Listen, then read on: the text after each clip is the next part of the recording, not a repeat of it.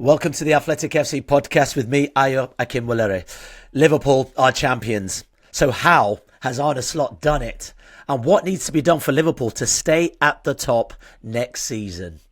All right, here with us today, we have our Liverpool correspondent James Pearce and Andy Jones, who were both at Anfield on Sunday for the biggest party of the season. James, look, 5 years ago, Liverpool swept all before them in the Premier League, but missed out on the crowning moment and also that moment where they were celebrating in front of their fans. I saw the shots just before the game. It made it on social media. You can see all the broadcasters just zooming out, a sea of red outside of the stadium. Bring us up to speed. What was it like? What was that feeling like for the fans to firstly witness their team arriving for what could potentially be a Premier League win, but also when it actually happened? Oh man, I can imagine it was absolute dynamite. Yeah, it was just an absolutely unforgettable day from start to finish, really. Even I got to Anfield about 3 hours before the game, and I'd never seen scenes like it. You know, Anfield Road was already absolutely rammed. Thousands upon thousands of fans already lining the route to welcome the team coach, and it was just something so special about it. And I've never experienced anything quite like Anfield. It was really different, I'd say, to the Barcelona fight back in 2019. I think kind of a lot of people say, well, look, you're never going to beat that for atmosphere. But I don't know, it felt like Sunday came pretty close because it was different because you didn't have the jeopardy, I guess, of kind of like, it wasn't like, the big fight back or whatever, because everyone turned up almost knowing what was going to happen. And Tottenham duly obliged on that front. But yeah, just the fervour, the jubilation, just the sense of pure joy that was there from start to finish. And as you said, it was given an extra layer because of what everyone missed out on 5 years ago. For a lot of people inside that stadium, that was the first time they'd ever been able to celebrate a moment like that, to win the league title, right down in front of them. And that was why the scenes was so special. Yeah, I mean, look, Andy, I'm sure you're probably struggling for any sort of coherence this morning. Having probably had not much sleep, but real talk though, Liverpool have been very consistent this season, and that game yesterday was really interesting. Obviously, Tottenham have been so inconsistent, so I wasn't expecting too much of a disturbance. But what does that tell you about how this team have approached this season in general, and also, I guess the word is consistently approached this season? Yeah, I think it almost encapsulated the entire season that there was a tiny bit of jeopardy in that Tottenham winning the lead, but then ultimately Liverpool pretty much battered them for the rest of the game and sort of were dominant winners. And I think that just reflected the season because they have been so dominant, and it shows in the advantage they've got at the top and the fact that no one's been able to really challenge them at all. It's been a foregone conclusion for a long time, and I think it was I said this in the sort of on podcast we've done on the walk on, is that I wanted Liverpool to win it this way because they can enjoy it and properly look like champions, and he looked like champions yesterday. That was a victory of champions. It hasn't necessarily been the case in recent weeks where you think the strain has sort of got to them of just getting over that line a little bit, and performances haven't quite been there. But that was, when McAllister's goal went in, it was just the shackles came off then, and everyone knew that it was sorted basically at that point, and there was no coming back from Tottenham, and it was a party from that point onwards. And I think McAllister defined the performance in a way, is that I think he was the man who the most wanted to win that Premier League in that ground yesterday, and that was pretty hard because I know for myself anyway, I was pretty certain I wanted to win that Premier League. So he's done well on that front, but he epitomised it. He set the tone for it, and yeah, it was that controlled with the elements of chaos of being able to rip Tottenham apart at will. That encapsulated what we've seen from Liverpool all the way through the season. Yeah, I just wonder what it's like to be staring almost at the Premier League trophy and having a team like Tottenham. Be honest, I know Tottenham scored first, but did you feel this was going to be the day for Liverpool, Andy? Did you really feel it? Or were you still sceptical like any other football fan? I am generally a pessimist, but I thought, having watched Tottenham this season, that they would probably need like a 4-0 lead to have stopped Liverpool. And Liverpool still only needed the point, so I would have still backed Liverpool to come back and draw 4-4, to be honest. Because Tottenham had that wide open, and obviously there was that 6-3 early in the season where Liverpool could have made it about 10, I think, if they'd really wanted to. So, yeah, no, it was just one of those days where you knew it was going to happen. I think Slot said it was when he was coming in on the bus that he just knew that there was no way Liverpool were going to lose. And a couple of years ago when it was when Burnley got promoted with Company, they played the home game and everyone thought they were going to win it, but they had Blackburn away, which is obviously the big rivals, and I just felt that they were going to win at Blackburn. And it was the same yesterday. It was like obviously there was the big sort of build up last week with Leicester, and they could win it, last weekend. That I just thought, there's no way they're going to do it at home. It just felt fate because of what happened 5 years ago. It was they were going to do it. They were going to do it properly, and they were going to win it in front of us, in front of the crowd, and that's the way it played out, and I'm glad it did, because that was some party that will carry on for the next month. And we've obviously spoken about, what it meant for, as a football fan, just to wait for that Premier League trophy lift or win. But I guess, what does this mean for the city as well? Just that release of emotion. Obviously, there is a blue side to the city as well, let's not forget. But, this was that moment. They've been waiting for this for so long. And there were moments where I guess it felt like it might not happen. But I guess realistically, so many of us were like, it's Liverpool's to win now. But that moment where it's like, it's you, Liverpool. Undeniable. Let's have it.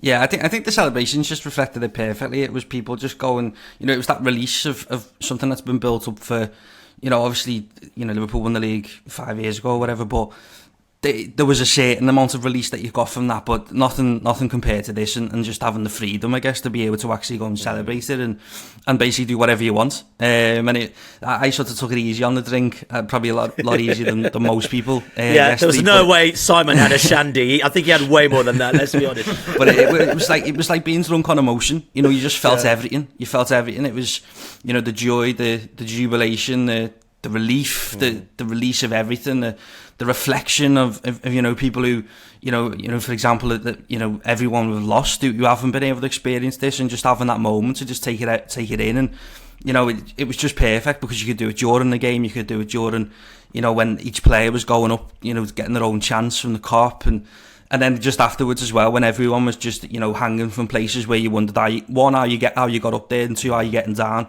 I wonder if there's a few still up there on roofs, still struggling to get down this morning. But it was for the city. It's just an amazing, from the red side, the red perspective anyway. Just an amazing thing, and it's just going to continue. It's going to be like that all the way through. And if that was what it was like, yesterday, what's it going to be like for the parade and the trophy lift? And it's just going to go up levels, and it's party time. James, you were one of the lucky few to see Liverpool lift the Premier League trophy through lockdown. What was it like this time around for you to see that happen again? And I know we've talked about the cacophony of fans and talked about the fireworks and the jubilation, but just on a pure emotional sense, like, what was so starkly different, other than the volume of people, of course?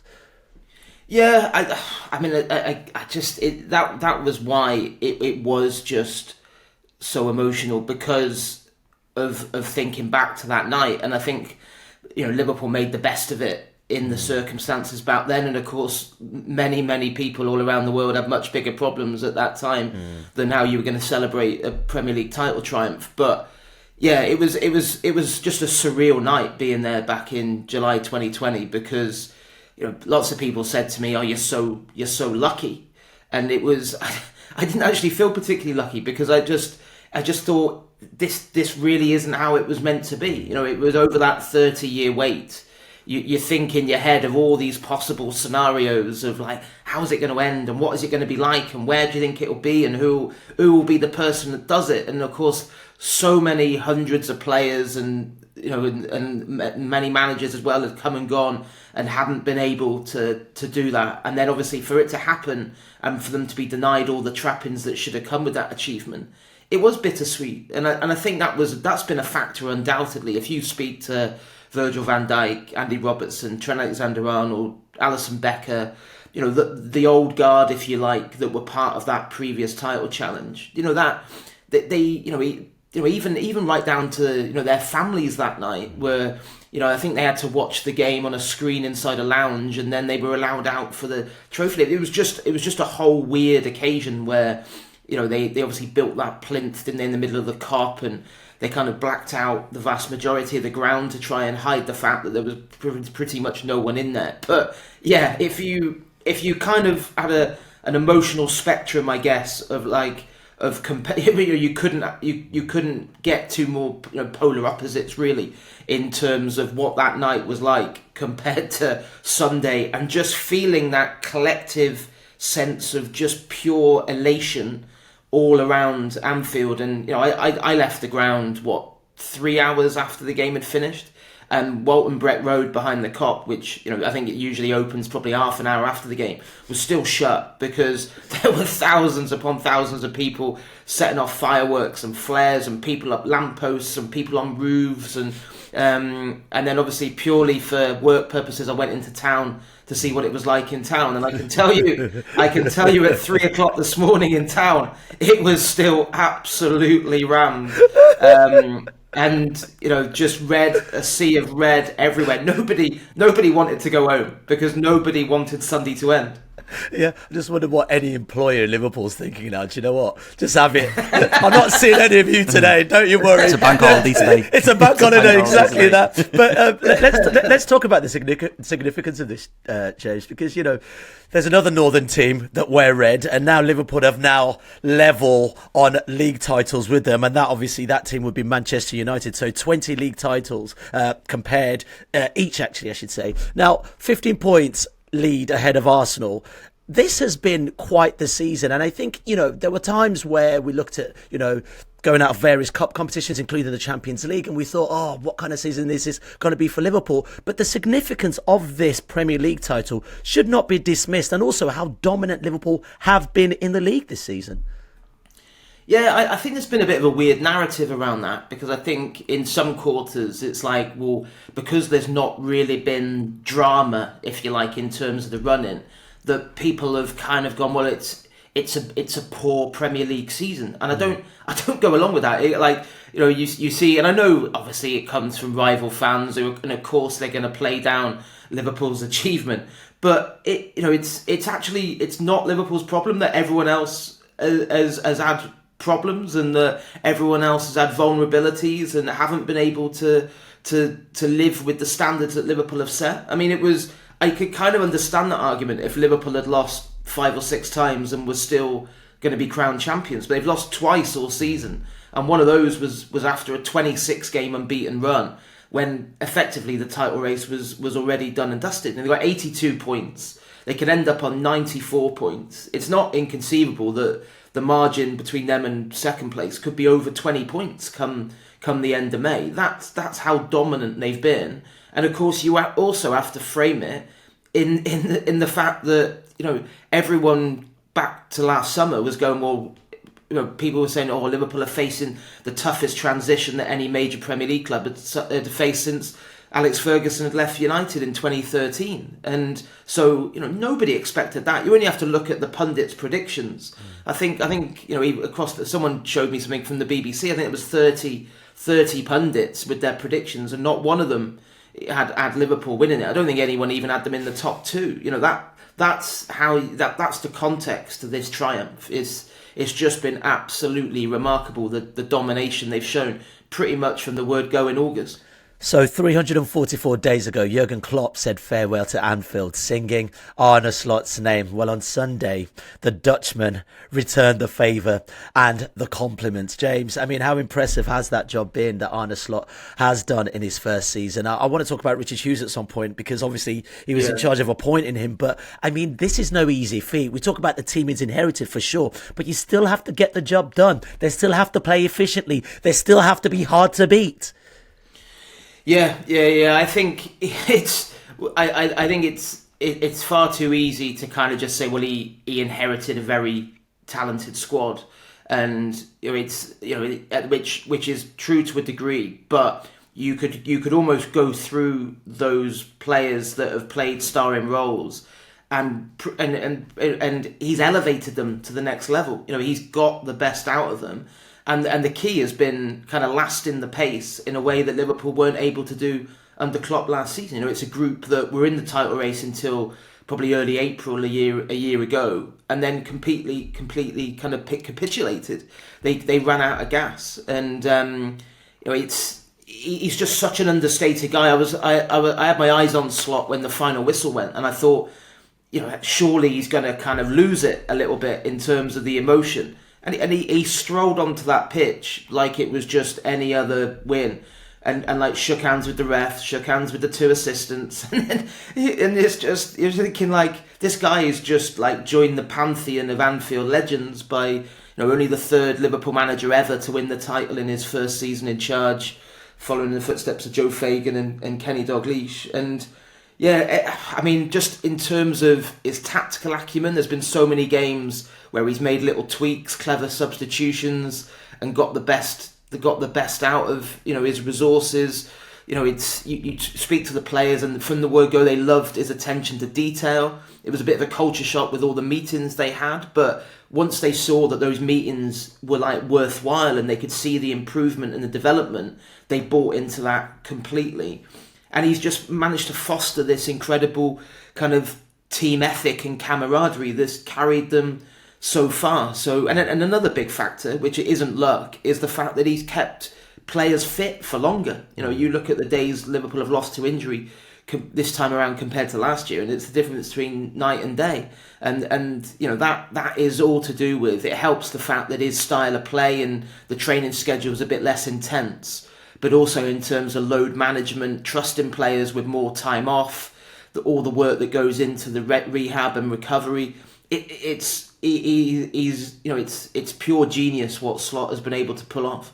Yeah, for sure. Andy, look, first Dutchman ever to win a Premier League title, which is amazing. Only the fifth manager in the Premier League history to win a title in their debut season. These are all so impressive when it comes to stats. Now, Liverpool have also, which is quite amazing, been at the top of the Premier League since beating Brighton 2-1 at Anfield in November. I mean, it's been a long time. I mean, people forget that. Now, what has made it so routine for them? And, you know, James talks about, you know, the style of football he wants to play. Do you think the buy-in to implement those ideas was much easier when the players could finally see that what he was saying was actually working? Yeah, I think that it is a massive part of it, because you know, every manager comes in and tries to, you know, no matter how big or small the tweaks they try and make, they're still going to change things to try and shape the team in their image, and ultimately it is kind of what defines a manager's role, particularly in those early seasons. Is if you don't get the buy-in, you've got no hope, and you basically count down the days until you moved on. And when you're trying to replace a figure as big as Klopp, you know, we've seen it at other clubs that it is very, very difficult to replace a figure who has become the club essentially, and sort of that single dominating figure. So to be able to do that, and I think it shows. You know, you have to give credit to the players that they've, you know, it wasn't sort of, I don't think they sort of took on that, right, who's this fella, you know, he's got to win us over. I think they were receptive, and I think when you come in and you can impress the players with the way you want to work and the methods, and you sort of, you're not completely ripping up a script that is, you know, ultimately was working, because Liverpool were in a position to win, you know, challenge for the league title last season. So I think when you bring that all together, you know, I think that helps him, you know, become routine, because it is, you get into that rhythm of, you know, this is working and let's continue to do it this way, because ultimately this is going to get us where we want to go. And obviously, you know, not having the sort of title challenges as you probably helped make it look even more routine, but ultimately Liverpool have still had the job to do every time they've gone out on the pitch. And you know, that unbeaten run sort of shows that, you know, regardless of what adversity they faced, they showed that they can win them in loads of different ways. And I think that's another part of the sort of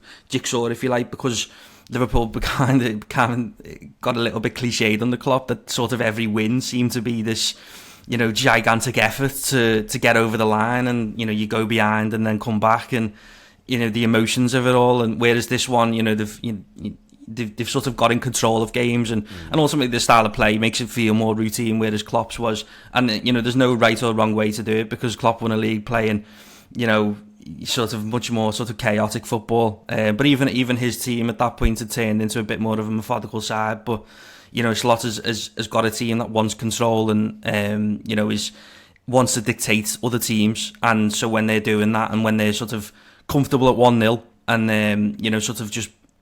sort of playing it on their terms rather than sort of sometimes the gung-ho of everyone run 16 million miles an hour and see what happens, which was what it looked like at times. Yeah, for sure. James, I just wonder if you can just give us a little insight into sort of how Slot has kind of brought together this squad in terms of a squad harmony, really, because I think about the back end of Jurgen Klopp's time at Liverpool, and, let's not forget those little spats with Mo Salah on the sidelines. Do you remember that as he was coming on as a substitute and they were sort of chatting to each other, and certain players slightly underperforming, Konate being one of those players and things like that. How has Slot managed to bring it together? Because you wrote this piece, how Liverpool won at the Premier League, featuring Dire Straits, Coffee Club and one big outburst.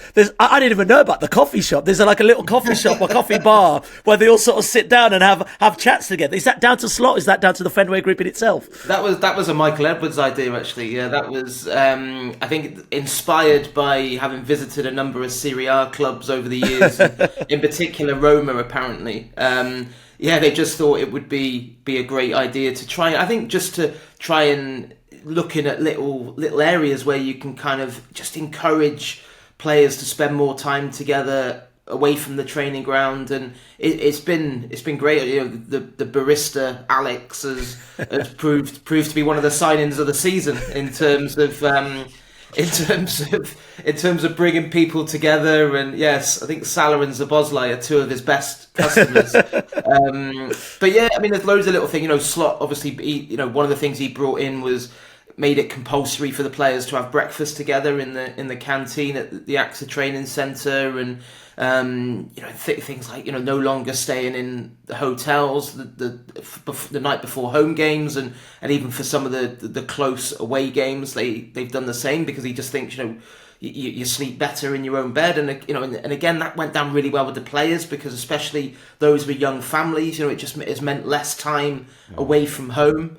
I think that trust and freedom to with the extra days off, being able to do their rest and recovery away from Kirby, and that's been when you kind of you obviously you need to see it coming back the other way, and that has done.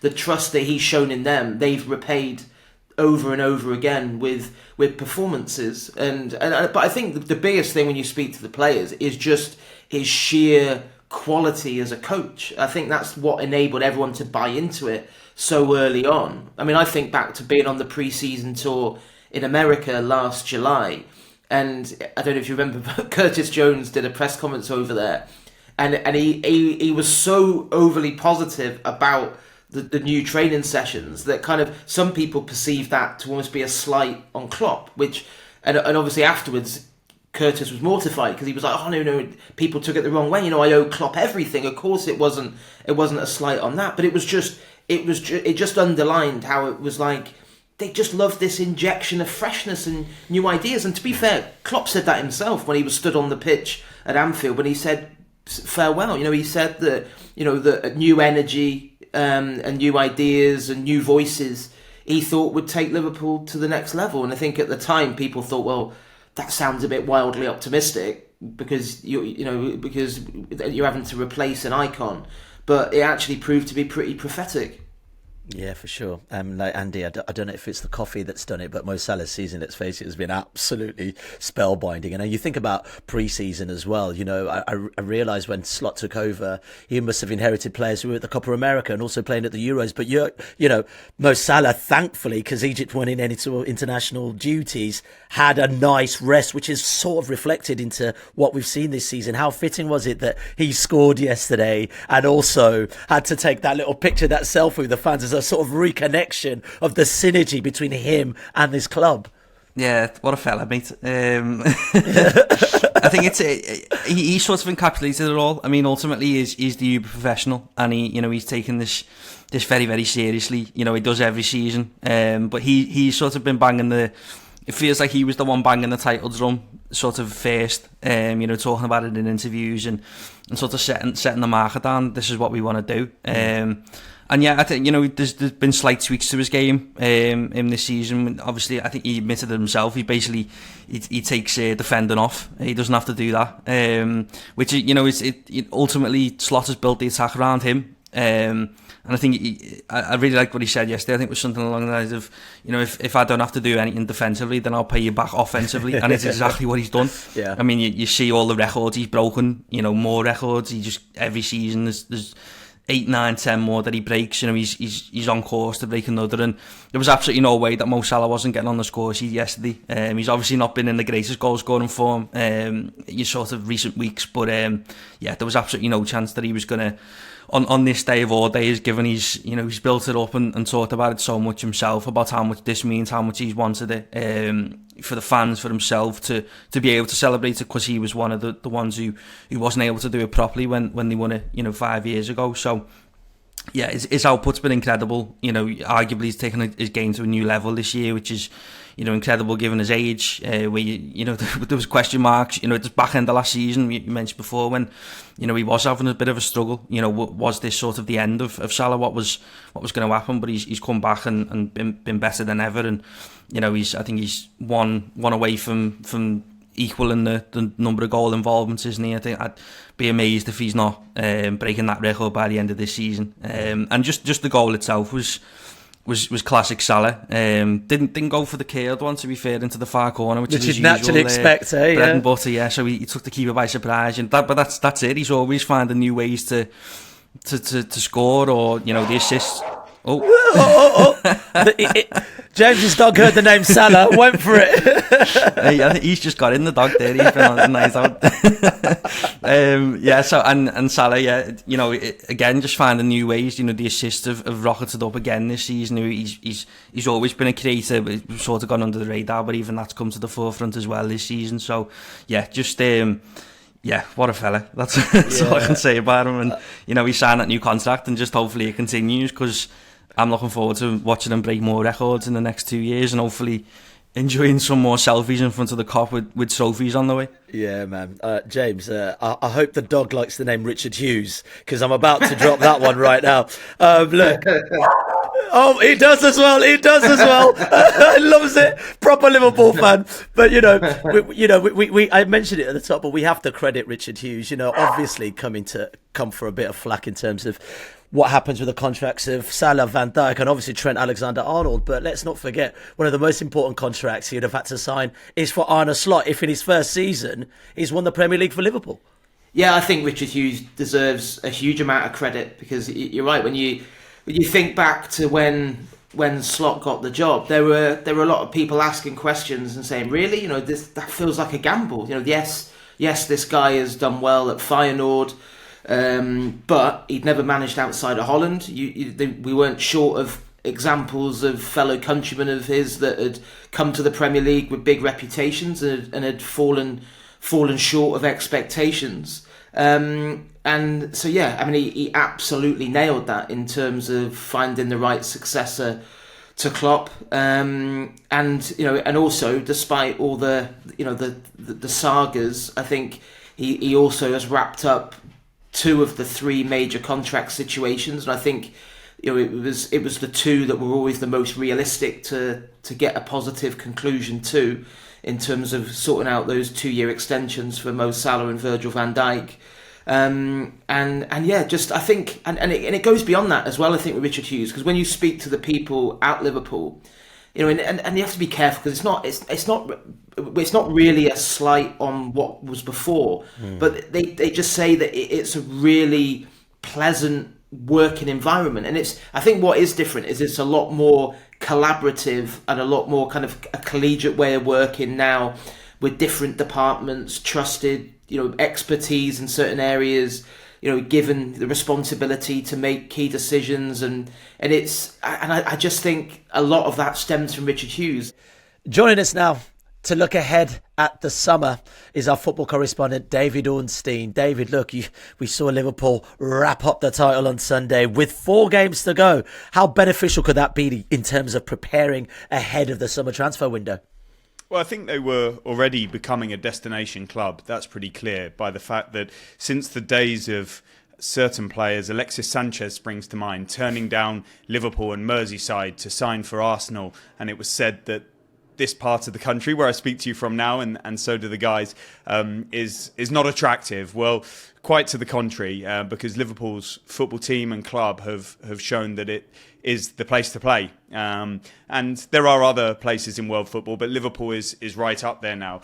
That's also underlined by the fact that they pay extremely high competitive wages. Look at their salary bill. It's up there with the biggest clubs in world football. That's allowed them to obtain and retain some of the best players in world football. And it was reiterated by the fact that they got the two key contract renewals over the line in Virgil van Dijk and Mohamed Salah. It hasn't been the case with Trent Alexander-Arnold, but that's completely different. And now if you're a player in the market at another club looking at the possibility of joining Liverpool, your eyes will probably light up. Now, their atmosphere, their history, the emotion of that club and the COP and the fan base and the chances of success has been clear for all to see for a long time. But this really does feel a club in a fantastic moment. And the foundations were really laid by Jurgen Klopp under the ownership of FSG post that disastrous period under the watch of Hicks and Gillette. And it's been a glorious episode in their history when we look at Champions League finals and titles, Premier League twice now, domestic cup competitions as well. And so I don't think they'll have much trouble convincing players to come to Anfield, to play under Arne Slot, to partner the sort of teammates. And with no disrespect to Jurgen Klopp, they seem to have gone up a level. It seems to be an even happier place. And he predicted that in his speech in the dressing room after his final match of the season. These players can reach new heights and get to new levels of excellence. And it has panned out like that, which is a credit largely to the hierarchy and the stability at the top, as James has just touched upon. And now they not only have that on their side, but they have very skilled negotiators in Michael Edwards, CEO of football, Fenway Sports Group, and then Julian Ward is in the mix as well now, and he was even name-checked by Alexis McAllister in his post-match interview last night as a reason that he's at the club. You've got Richard Hughes, you've got David Woodfine, his assistant, you've got a great data team led by Will Spearman, you've got a great scouting team led by Barry Hunter, and there have been changes of personnel, but the consistency is there for all to see. Their recruitment has been really strong. It wasn't so long ago that this transfer committee, as it was being labelled in the public, was derided by many, the laughing stock. And it couldn't be more different now. They're held up as the example, the best in class. And that will stand them in really good stead for this summer, by the looks of it. You can never guarantee anything because they've got finances at their disposal by the fact that they've kept their powder dry from last summer. They will have their plans in place. They've had longer to work on them. And I would expect them to execute those plans now. Again, nothing is to be taken for granted, but what is more of a calling card than saying that you're the joint record English champions and you can play for Arne Slot in front of that crowd and you've got every chance of going on to the success of your career. Yeah, fantastic. Talk about tempting players, James. Do you reckon they could tempt Trent Alexander-Arnold just to stay a little longer? You know, I saw him standing there as everyone was singing "You Never Walk Alone." I could just see him taking it in. Do you think that's just twisted his arm a little bit? I don't know. Well, I think if anything was going to convince him to stay put, then it would be Sunday, wouldn't it? Because I think if this is the end of Trent Alexander-Arnold's Liverpool career, then I think Sunday, if he didn't know it already, would certainly have kind of laid bare what he'd be walking away from, because you could see what those scenes meant to him. And I thought it was a real nice touch that he was serenaded by the cop individually when all the players were getting the treatment amidst the celebrations, because I think regardless of what happens beyond the back end of May, he deserves it. He's devoted 20 years of his life to Liverpool. So yeah, we're still waiting clarity on that. It's long since been the case that we're expecting him to join Real Madrid, but of course, until absolutely everything is finalised, that door is just slightly ajar. But yeah, he's certainly played his part, and I think the fact that all the way through, his commitment, despite all the speculation, has never wavered, and that's why the attitude towards him inside the ground has largely remained so positive despite the contract saga. Fantastic. Very quickly, Andy, 80 goals in 34 games this season, but no real, I'd say, recognisable centre forward. Mo Salah's been doing a lot of that work. All the players have been doing a lot of that work. Do they need a centre forward? Is that the style that Liverpool need? Because obviously, I don't want to put Darwin Núñez under the bus, but he just hasn't hit the heights that you'd have expected him to after such a huge transfer fee. I think they do. The main question is what type of number 9 they want, because we've seen Slot essentially try 3 different types this season and sort of settle on the guy who's not a number 9, which is Diaz, which has sort of been... So has become the main number 9 for him, or the one he trusts the most. Núñez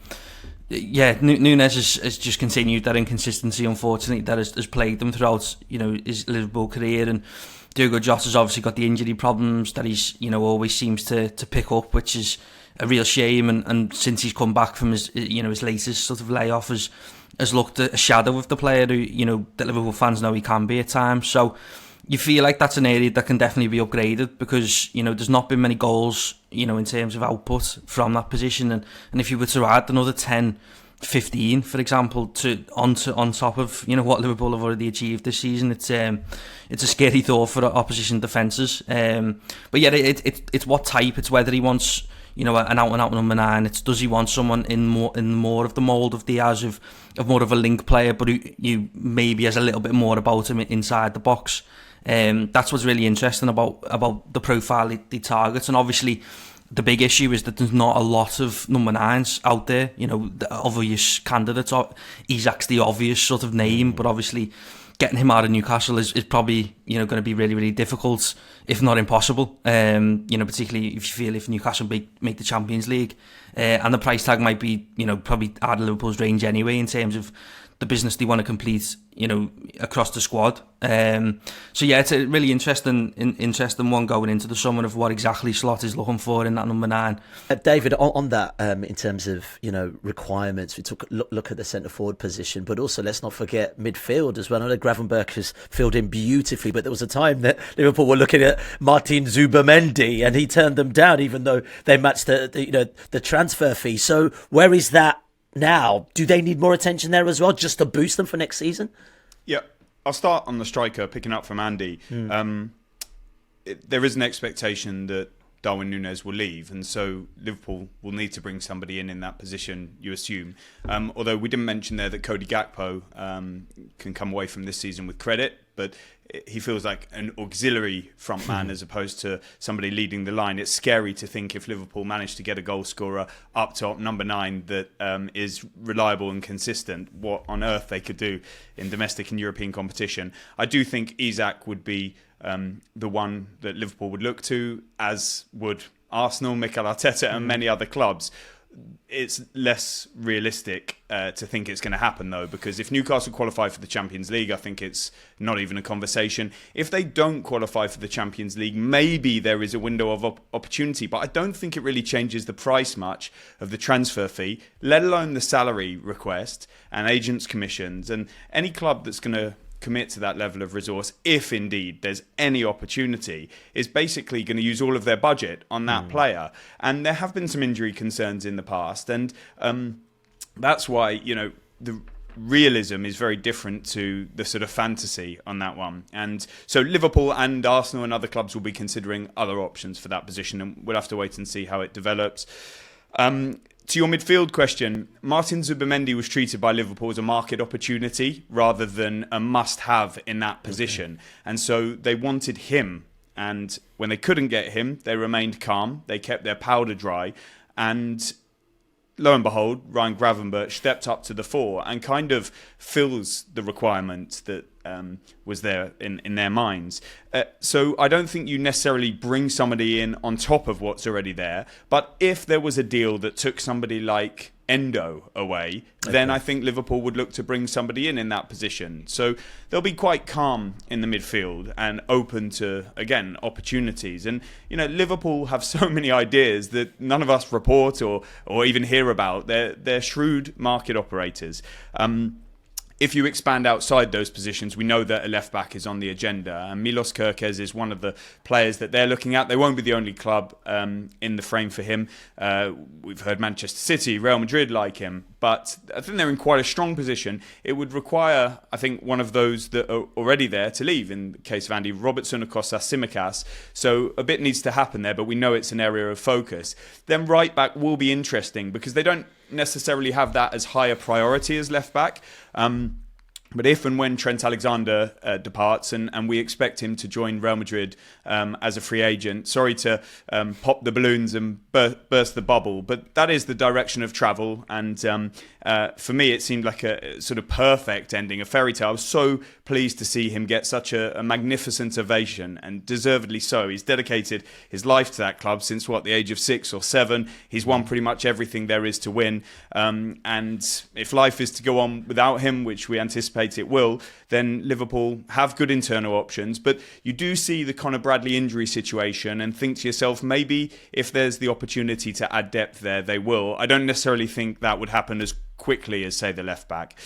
And then there's the central defence. We know that they are firm admirers of Dean Huijsen of Bournemouth, and that's one they're in a strong position on. They do have rivals, the likes of Arsenal and Chelsea. Everybody in that mix has pros and cons. If Real Madrid decided to come to the party, which they haven't so far, then we know that that's an attraction to him since childhood, and that could change everything, but they're not at the moment. The likes of Newcastle and Tottenham in the mix too, but Liverpool, the attraction of playing regular first team football alongside Virgil van Dijk, Dutch coach, and obviously Huijsen comes from a Dutch background even though he plays for the Spain national team.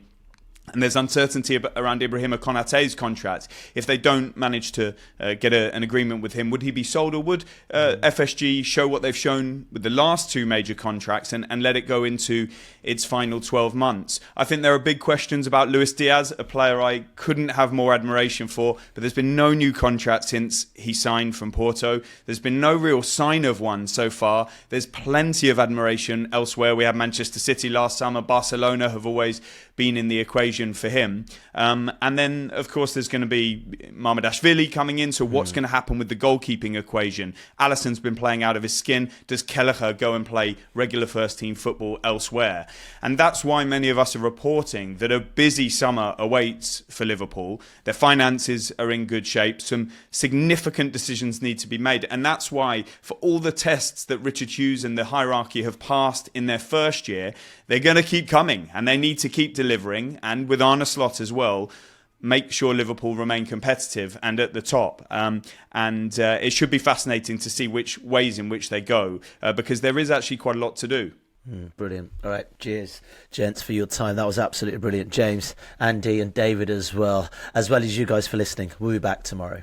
If you want to watch more episodes of the show, please subscribe to the channel. We'll be joined by the likes of David Ornstein, Matt Slater, Adam Crafton, Carl Anker, and plenty more through the season. If you'd like to listen to the episodes in full in audio form, search The Athletic FC wherever you get your podcasts from.